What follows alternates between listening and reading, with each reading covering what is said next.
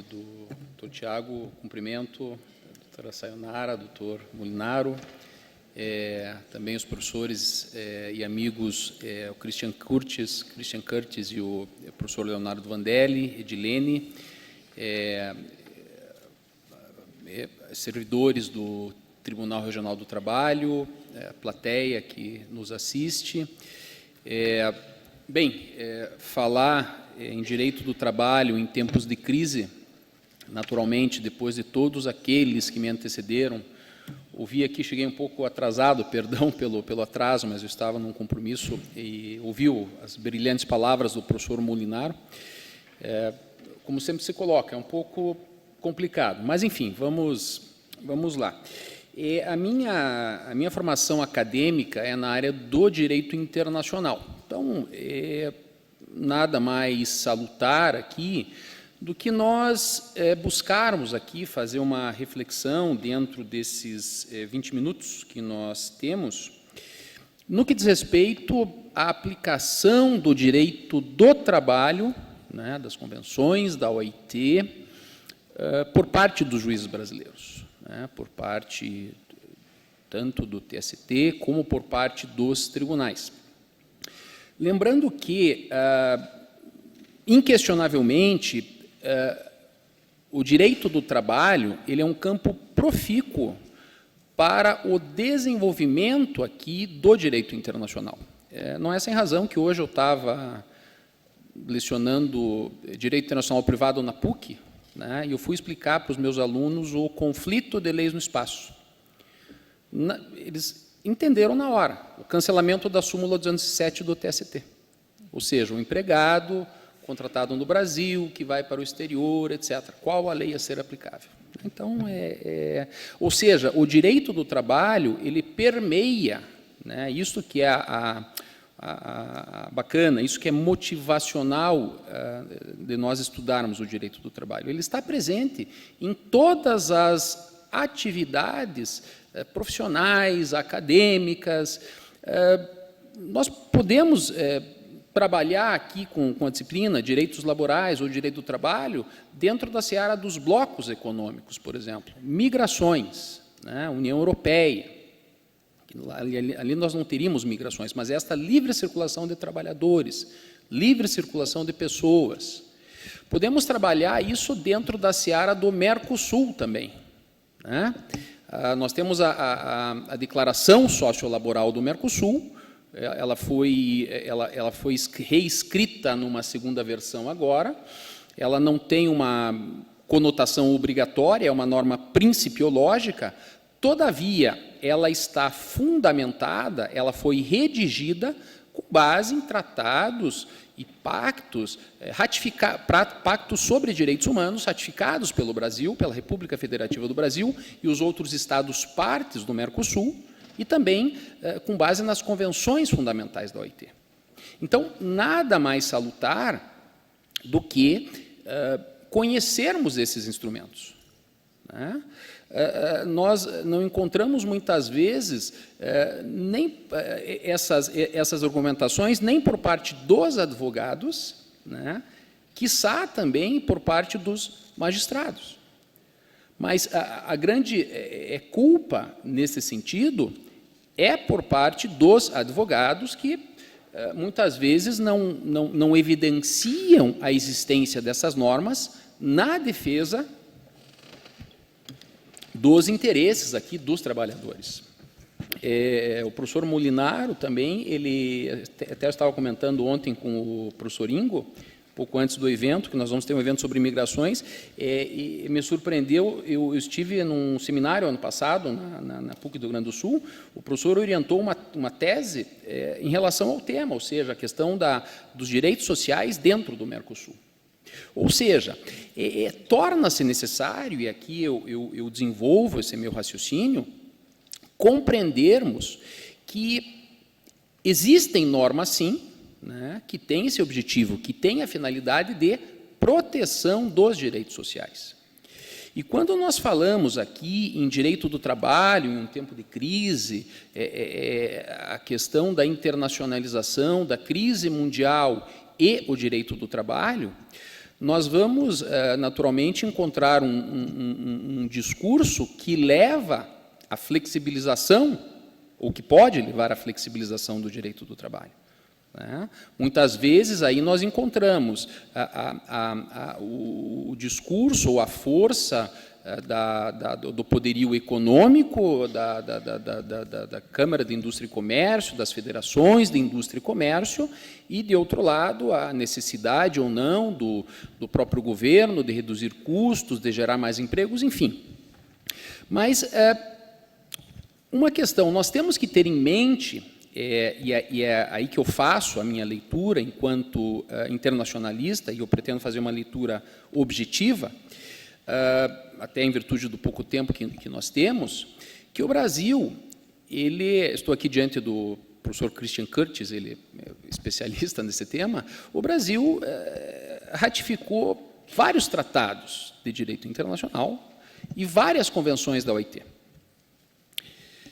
Torna-se necessário, e isso eu verifico com alegria, que o TST, que é o Tribunal Superior do Trabalho, em alguns casos, né, já aplica as convenções da OIT. Mesmo os tribunais regionais do trabalho e até os juízes do trabalho, eles aplicam essas convenções da OIT. Né? Eles aplicam essas convenções da OIT, muitas vezes entendendo que existe isso em termos objetivos, né? Que elas podem dar uma proteção maior aos direitos dos trabalhadores. Né? Isso em termos objetivos, naturalmente. Nós sabemos que a legislação laboral, a legislação trabalhista brasileira é altamente protecionista, o que está correto. Mas o que nós verificamos é o chamado controle de convencionalidade, né? O chamado em termos objetivos, ou o controle de constitucionalidade, que é realizado no plano interno. Né? Alguns chamam de controle de convencionalidade, outros de controle de constitucionalidade. Ou seja, o Brasil, a República Federativa do Brasil, enquanto Estado, né, Estado parte de um tratado, enquanto Estado que ratificou um tratado, nada mais correto, nada mais salutar do que aplicar esse tratado. Né? Porque, ao ratificar um tratado, o Brasil tem que cumprir esse tratado. No plano internacional, ele pode ser responsabilizado, ok. Agora, a questão, é o que eu coloco, inclusive, é um tema que eu comecei não a trabalhar, mas a explorar na área do direito do trabalho no curso de especialização aqui do TRT. Ou seja, cabe aos advogados e cabe aos juízes aplicar esses tratados, essas convenções que a República Federativa do Brasil é parte, que o Brasil ratificou. E aí nós temos vários exemplos. Houve um evento que foi realizado em 2014 aqui sobre a Convenção 58 da OIT, né, que o Brasil ratificou e depois denunciou, etc. Mas, enfim, o que nós verificamos é que existe um movimento que começou lá no ano de 2007, lá no ano de 2008, com o voto do ministro Gilmar Mendes na questão do depositário infiel, na questão da tese da supralegalidade dos tratados de direitos humanos ratificados antes da emenda constitucional 45. Né?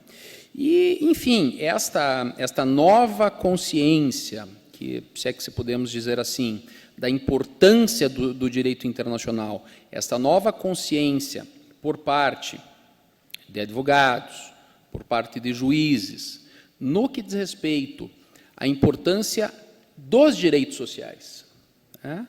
E a importância também de se aplicar essas convenções da OIT dentro dos ordenamentos jurídicos dos Estados. Porque nós temos que entender, nós temos que compreender que uma convenção ratificada é uma convenção que está internalizada e que, portanto, tem que ser aplicada dentro do ordenamento jurídico. Muitas vezes, naturalmente, nós podemos ter a incompatibilidade entre a norma da convenção e a norma da CLT. Mas aí a questão ela é objetiva, aplica-se a norma no plano interno mais favorável. Não há o que se fugir. A leitura que nós temos que fazer aqui, naturalmente, não é se o Estado pode ou não ser responsabilizado. Não é esse o caso. A questão é, se utilizar do direito internacional, se utilizar dos tratados ratificados pela República Federativa do Brasil, se utilizar dentro dos julgamentos, né? Porque isto acaba sendo uma forma de se buscar, é um instrumento, naturalmente, para se buscar, através do judiciário, combater estas ideias de flexibilização do direito do trabalho, das normas e das relações de trabalho. Nós temos que entender, nós temos que compreender que acima do direito, não é acima do direito nacional, mas que nós temos esse diálogo, se nós falamos de diálogo entre jurisdições, nós temos esse diálogo entre o direito do trabalho e as convenções da OIT. Ou seja, é necessário que todos nós, advogados, juízes, empresários, tenham consciência, né, que, a despeito de um mundo, a despeito da crise, a despeito de um mundo interdependente, em que torna-se necessário reduzir custos, etc., nós temos normas internacionais, a Declaração Universal dos Direitos do Homem, o Pacto de San José da Costa Rica, etc., que vão trabalhar na questão voltada à proteção do indivíduo, né, a dignidade da pessoa humana, que é um direito também elementar, é um direito essencial da nossa Constituição. Então, mesmo quando nós trabalhamos aqui na questão de um mundo globalizado, em que nós temos este movimento de empregados, a questão dos expatriados. Vejam, a própria súmula 207, o próprio enunciado 207 do TST, que foi cancelado em boa hora, creio eu, aponta agora, nas relações de trabalho, dos empregados contratados aqui no Brasil para trabalhar no exterior, aponta, conforme verifica-se aí por algumas matérias, pela aplicação da lei do local da contratação. Ou seja, nesse caso, aplica-se a lei brasileira, que é a lei mais favorável. Ou seja, então, naturalmente, o direito do trabalho, né, aqui é um exercício de raciocínio, o direito do trabalho que já tem esta conotação protecionista, né, é um direito posto, é uma questão, é uma construção que vem desde a Revolução Industrial, etc., com a OIT, né, é uma conquista, como se coloca, que, naturalmente, ela não pode ser perdida, não pode haver o retrocesso, aí a cláusula, o princípio do não retrocesso, dos direitos sociais e dos direitos fundamentais, e o direito internacional, né, através da OIT, principalmente através da OIT, ele deve ser um instrumento para reafirmar isso, para garantir essas conquistas, através dos tratados ratificados pelos Estados. Né? Outros temas que não cabem muito aqui, mas mesmo quando nós falamos sobre a OMC, sobre a Organização Mundial do Comércio, nós vamos falar sobre a ideia de dumping social, que não é o caso aqui de discutir se é um termo correto, se não é um termo correto, mas o termo técnico de dumping social, né, o que existe é o dumping. O dumping social foi explicado, ele foi trazido dentro da OIT, dentro da OMC, quando se debatia a possibilidade de se adotar uma cláusula social dentro da OMC, né? Ou seja, a maximização dos lucros em detrimento da exploração do trabalhador. Então, esse diálogo, independente de ser um termo técnico ou não, esse diálogo entre o direito internacional e o direito interno, isso permite um avanço, permite questionamentos. Porque, veja, dumping social ele é trazido tanto dentro do direito econômico como dentro do direito do trabalho, né? No plano interno. Então, são questões interessantes e que merecem reflexão. Então, dentro do tempo que nós temos aqui, eu reafirmo, eu fico feliz aqui por participar deste evento e reafirmo aqui a necessidade aqui de se buscar uma aplicação prática, né, uma aplicação prática para toda essa teoria que nos é colocada, né, de maneira correta, de maneira acertada.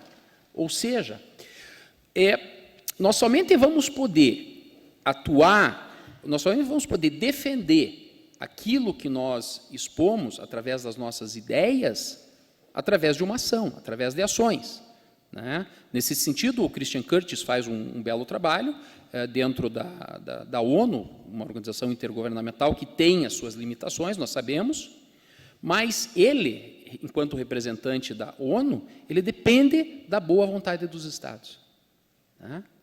E os Estados, nós vamos ter chefe de Estado, ministros, chefe de governo, juízes, advogados, professores de direito que devem, enfim, repassar aos seus alunos essas questões, né? Então, essa reflexão, essa minha contribuição, que eu gostaria de deixar para vocês, para os senhores, enquanto,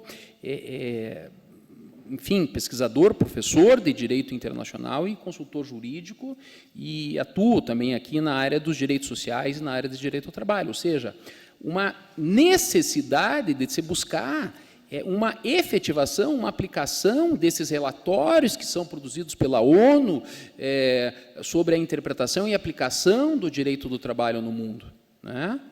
Vamos interpretar essas questões, vamos aplicar essas questões. Okay? Então, são essas questões que eu gostaria de deixar. Ou seja, nós temos um direito posto que nós temos que nos apropriar desse direito e aplicá-lo. Muito obrigado.